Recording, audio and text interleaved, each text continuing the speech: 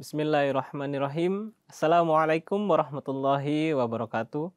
Pemirsa MTA dimanapun Anda berada, senang bisa kembali berjumpa bersama Anda semua dalam program Ruhani Hazain.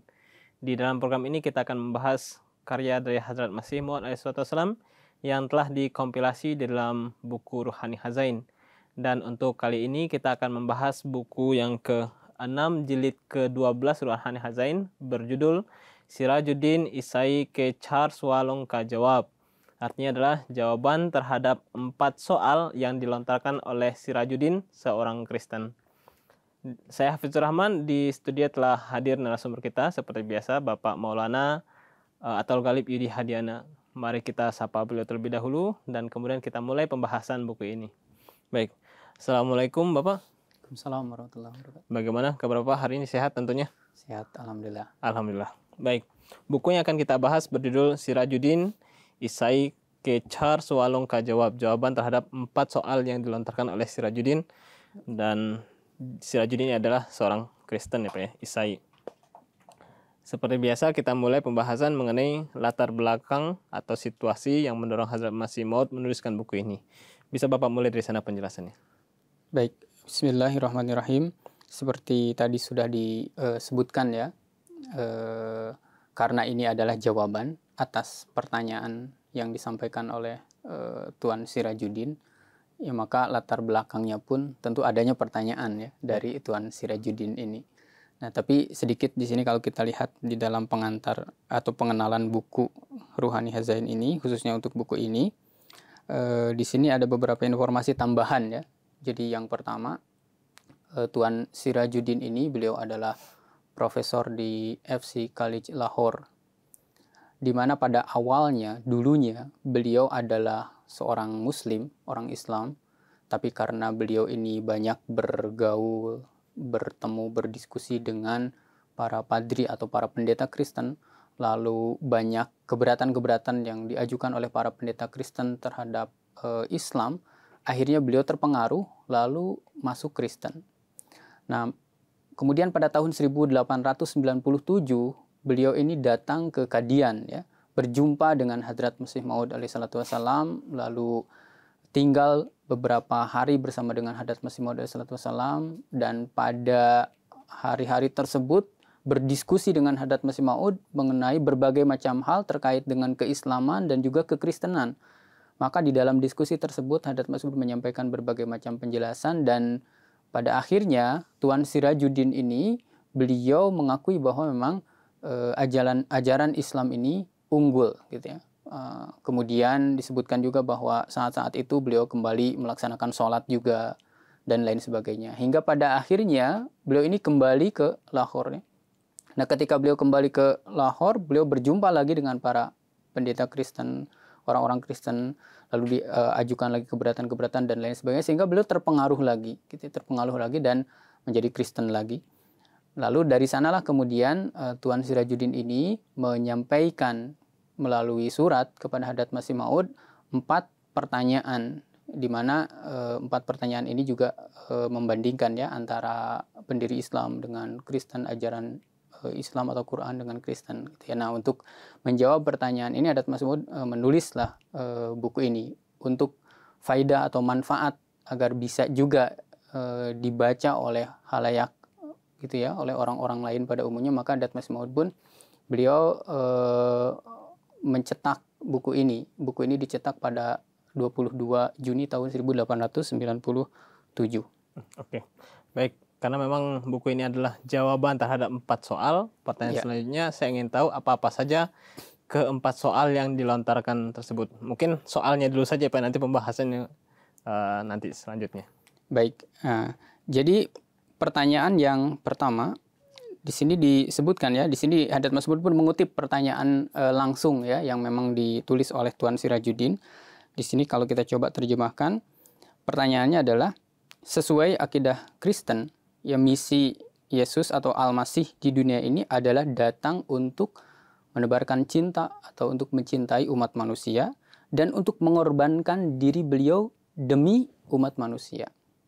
Nah, apakah misi pendiri agama Islam bisa dinyatakan di dalam dua pernyataan atau dua term ini, yaitu tadi, atau apakah Anda bisa menzahirkan misi itu di dalam suatu kata yang lebih baik dari cinta dan pengorbanan. Nah, ini pertanyaan yang pertama. Jadi misi Al-Masih itu adalah untuk menebarkan cinta dan mengorbankan diri beliau. Nah, apakah ada kata yang lebih baik untuk menggambarkan misi dari pendiri agama Islam lebih baik dari dua kata tadi? Itu yang pertama. Kemudian pertanyaan yang kedua, di sini disebutkan oleh Tuan Sirajuddin, Hadrat Masih Maud kutip pertanyaannya, jika tujuan Islam adalah untuk mengembalikan orang-orang pada tauhid, Hadrat Masih menyebutkan, maka mengapa pada masa awal Islam ini berjihad terhadap orang-orang Yahudi yang ajaran kitab ilhaminya tiada lain selain tauhid, gitu ya. Nah, kemudian mengapa sekarang ini orang-orang Yahudi ataupun orang-orang lain yang sudah mengikuti tauhid demi mendapatkan keselamatan harus masuk ke dalam agama Islam?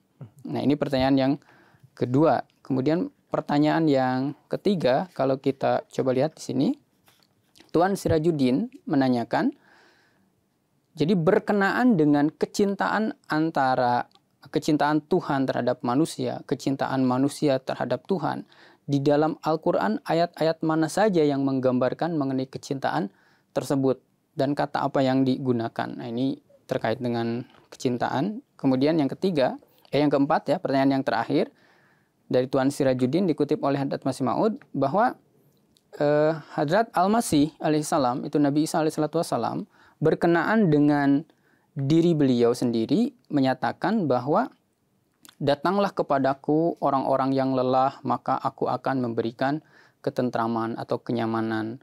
Kemudian aku adalah cahaya, aku adalah jalan, aku adalah kehidupan. Nah, jadi Hadrat Al-Masih alaihissalam, kata Tuan Sirajuddin ini menyebutkan kalimat-kalimat tadi untuk diri beliau sendiri.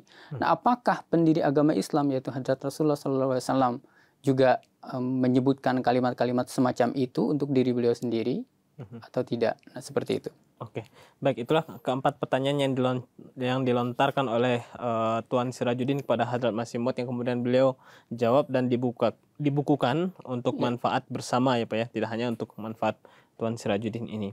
Kita akan membahas satu persatu. Pertanyaan pertama ini kalau misalnya kita lihat beliau menghendaki jawaban mengenai perbandingan misi antara Hadrat Isa dengan Rasulullah SAW ya Pak ya. Ya. Kurang lebih seperti itu. Bagaimana jawaban Hadrat Masih Maud? Nah, Hadrat Masih Maud pada bagian pertama beliau mempertegas maksud sebenarnya dari penanya. Nah, Hadrat Masih Maud di sini beliau menyebutkan bahwa maksud sebenarnya dari pertanyaan yang dikemukakan oleh Tuan Sirajuddin itu adalah bahwa sebagaimana pemikiran orang-orang Kristen bahwa Hadrat Al-Masih alaihissalam itu datang untuk mencintai orang-orang yang berdosa, lalu beliau memikul laknat atau kutukan dari dosa-dosa mereka itu di atas kepala beliau sendiri atau di atas diri beliau sendiri, lalu beliau kemudian terbunuh karena dosa-dosa atau untuk menebus dosa-dosa orang-orang tadi. Nah, apakah pengorbanan semacam ini ada diajarkan di dalam kitab suci Al-Quran, atau Al-Quran mengajarkan sesuatu yang lain yang lebih baik dari ini untuk keselamatan manusia? Nah, Hadrat Masih Maud mempertegasnya, jadi maksud pertanyaannya adalah seperti itu. Nah, maka kemudian Hadrat Masih Maud beliau menjawab bahwa Tuan Sirajuddin ini hendaknya memahami gitu ya, bahwa Al-Quran sama sekali tidak mengajarkan atau tidak mengemukakan suatu ajaran tentang pengorbanan yang serupa itu. Gitu ya. Justru Al-Quran ini tidak membolehkan dosa seseorang atau hukuman atas kesalahan atau atas dosa seseorang, hukuman itu ditimpakan kepada orang lain yang tidak berdosa. Nah, apalagi hukuman untuk dosa dari puluhan juta manusia disatukan lalu ditimpakan atau dibebankan kepada satu sosok, yaitu Hadrat Al-Masih. Nah, Al-Quran sama sekali tidak mengizinkan, tidak menyetujui akidah atau keyakinan semacam itu. Justru posisi Al-Quran itu adalah jelas. Yang pertama, terkait dengan hal ini Al-Quran, Hadrat Masih mengutip ayat Al-Quran, la taziru waziratu wizra ukhra. Jadi tidaklah pemikul beban itu akan memikul beban orang lain. Nah, ini ajaran Al-Quran jelas, clear gitu ya, bahwa dosa atau hukuman akibat kesalahan atau perbuatan dosa seseorang tidak akan dipikul oleh orang lain yang tidak berdosa. Jadi jika kita melakukan kesalahan, ada hukuman, nah hukuman itu ya orang yang berdosa itu sendiri yang menanggungnya, tidak ditimpakan kepada yang lain. Oke. Apakah Hazrat Masih Maud juga mendukung pandangan beliau dari berbagai segi hal penjelasan? Ya. Nah, Hazrat Masih Maud alaihissalam di sini beliau menyebutkan bahwa akidah yang diyakini oleh orang-orang Kristen pada umumnya bahwa karena cintanya kepada orang-orang di dunia, lalu Tuhan itu mengatur untuk tadi mengumpulkan, memikulkan ya dosa seluruh umat manusia kepada putra tercintanya yaitu Hadrat Al-Masih alaihissalam menurut keyakinan orang-orang Kristen, lalu kemudian membuat Al-Masih itu terkutuk dengan terpancangnya beliau di tiang salib, lalu kemudian untuk melepaskan dunia dari dosa itu kemudian membuat beliau terkutuk dan terbunuh gitu ya di tiang salib. Nah, akidah ini dari berbagai segi, kata Hadrat Masih, bahkan dari setiap segi ini merupakan akidah yang fasid atau akidah yang tidak tepat ya, akidah yang rusak, akidah yang cacat, kata Hadrat Masih Maud. Tadi pertanyaan Hadrat Masih Maud menyebutkan seperti itu. Iya, segi-segi apa saja yang kemudian Hazrat Masih Maud jelaskan di dalam buku ini? Baik, di dalam buku ini Hadrat Masih Maud menyampaikan ada beberapa segi ya, untuk melihat bahwa akidah serupa itu adalah akidah yang fasid atau rusak.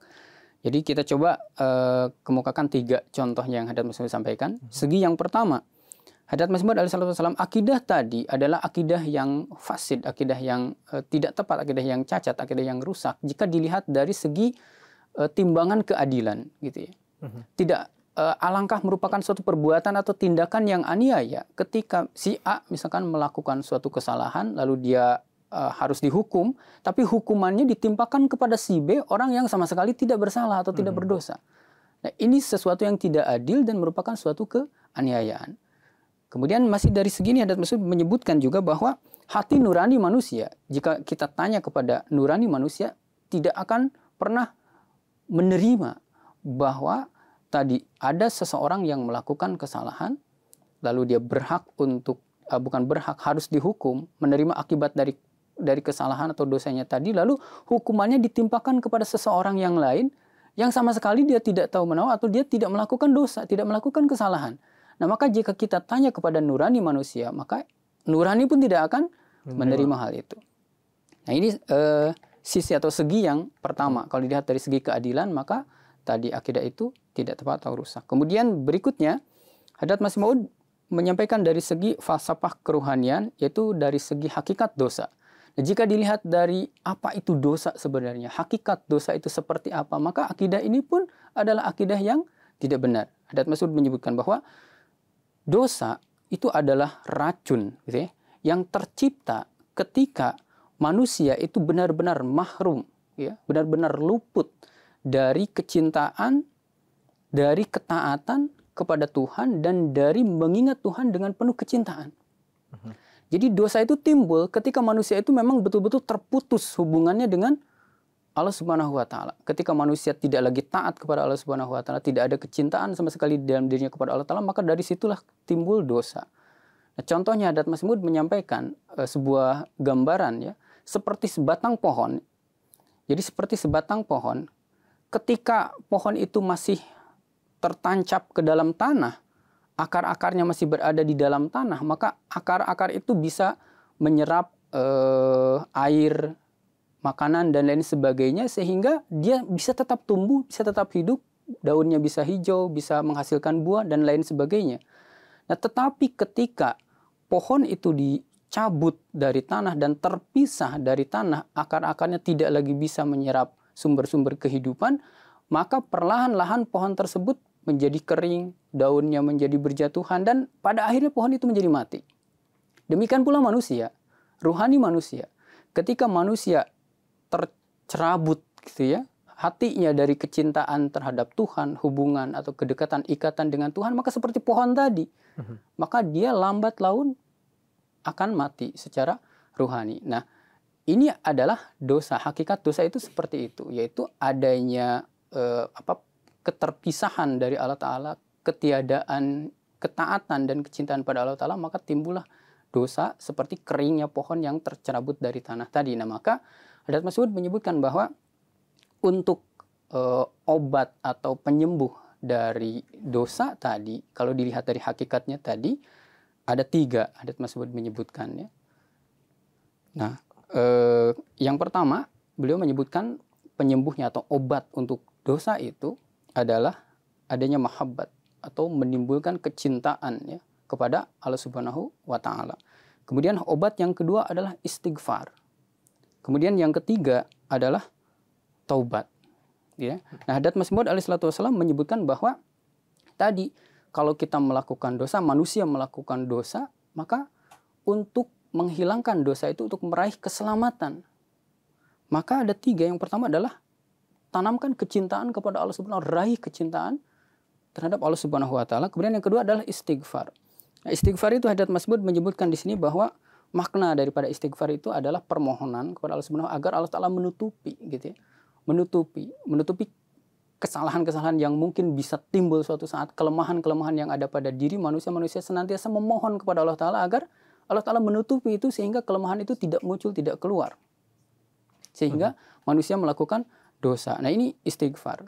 Nah, maka ada usul di sini pun menggambarkan istighfar itu seperti halnya pohon yang akarnya masih tertutup atau ada terhujam di dalam tanah gitu ya. Nah, maka istighfar itu memohon agar tetap Allah Ta'ala itu menutupi sisi-sisi kelemahan manusiawi agar sisi itu tidak muncul sehingga mengakibatkan dia itu manusia itu melakukan dosa. Kemudian yang ketiga tadi penyembuhnya itu adalah taubat gitu. Yaitu taubat itu bukan hanya taubat di lisan semata, tapi Hadrat Mas'ud menyebutkan bahwa penyempurna dari taubat itu adalah selain dia berhenti dari keburukan-keburukannya, dia pun secara aktif melakukan amalan-amalan soleh, gitu kan, amalan-amalan kebaikan. Jadi kemudian secara aktif dia pun semakin mendekatkan dirinya kepada Allah Subhanahu wa Ta'ala. Nah, ini maksud daripada taubat tadi. Nah, ini yang disebutkan oleh Hadrat Mas'ud alaihissalam ya. Artinya dari segi pertama adalah dari segi keadilan, bahwasanya secara logika lah ya, tidak mungkin kita menerima orang yang melakukan kesalahan tetapi yang ditimpakan hukuman adalah orang yang lain. Secara logika pun tidak masuk akal ya Pak ya, dari segi keadilan. Kemudian dari segi falsafah mengenai hakikat dosa, tadi Bapak telah sampaikan bahwa dosa itu adalah putus hubungan dengan Allah Ta'ala. Ketika seorang yang lain putus hubungan dengan Allah Ta'ala, tidak mungkin hukuman atau akibat dari putusnya hubungan tersebut ditimpakan pada orang lain. Tidak masuk ke dalam falsafahnya, tidak masuk logika. Dan malah penyembuhnya, obat untuk putusnya hubungan seseorang dengan Allah Ta'ala itu ada 3 tadi disampaikan. Yang pertama adalah mahabbat, yang kedua adalah istighfar, yang ketiga adalah tobat. Tadi Bapak telah sampaikan rinci detailnya. Artinya tidak bisa ketika seseorang berdosa dalam artian putus hubungan dengan Allah Ta'ala, lalu keselamatan dia akan peroleh dengan dosa itu ditimpakan pada orang lain. Tidak masuk akal dan tidak pas sebagaimana yang Hadrat Masih mau sampaikan. Apakah ada segi lain yang Hadrat Masih mau sampaikan di sini yang perlu kita bahas? Ya, nah Hadrat Mas'ud beliau menjelaskan lagi segi yang lainnya ya. Tapi sedikit sebelum ke segi yang ketiga. Nah, terkait dengan tadi mengenai siapa yang berdosa, siapa yang dihukum, Hadrat Mas'ud pun beliau memberikan lagi sebuah gambaran ya. Salah satu contoh di sini, Hadrat Mas'ud menyebutkan alangkah lucunya gitu ya. Hadrat Mas'ud menyebutkan bahwa jika ada seseorang melihat ada orang lain sedang sakit kepala, lalu dia kasihan terhadap orang tersebut. Oh, kasihan dia lagi sakit kepala. Dia merasa iba, merasa kasihan. Lalu karena rasa kasihannya tersebut, lalu kemudian dia mengambil sebuah batu, lalu memukulkan kepada kepalanya sendiri. Nah, Hadrat Mas'ud memberikan sebuah ilustrasi tadi. Apa manfaat yang bisa didapat dari orang yang sedang sakit kepala tadi?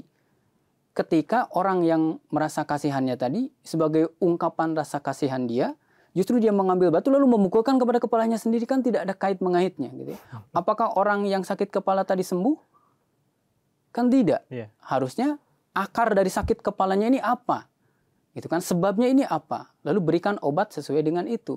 Bukan justru karena kasihannya lalu dia ambil batu memukulkan kepada kepalanya sendiri. Nah, ini tidak masuk akal. Ini alangkah lucunya. Ini gambaran yang pertama. Kemudian yang kedua, Hadrat Masih Maud alaihissalam beliau pun menyebutkan di sini bahwa ini hampir sama ya. Memang rasa simpati terhadap sesama manusia itu sesuatu yang sangat penting, sesuatu yang sangat baik gitu ya. Kita merasa iba terhadap orang yang sedang kesulitan memang sesuatu yang sangat bagus, sesuatu yang harus dianjurkan, tetapi harus tepat juga caranya. Nah, contoh lagi Hadrat Masud menyebutkan jika ada orang miskin yang perlu rumah gitu ya. Orang miskin yang perlu rumah. Lalu ada seorang tukang bangunan yang merasa iba, merasa kasihan terhadap orang miskin tadi. Oh, kasihan, dia tidak memiliki rumah. Lalu karena rasa kasihannya tadi, dia kemudian dengan bersusah payah bekerja keras, dia membangunkan sebuah rumah gitu ya, untuk si orang miskin yang perlu rumah tadi. Dengan tanpa minta imbalan kepada orang miskin tadi, dia berjerih payah ya, dia membangun sebuah rumah, lalu jadi diserahkan kepada orang miskin tadi, ini rumah untuk kamu.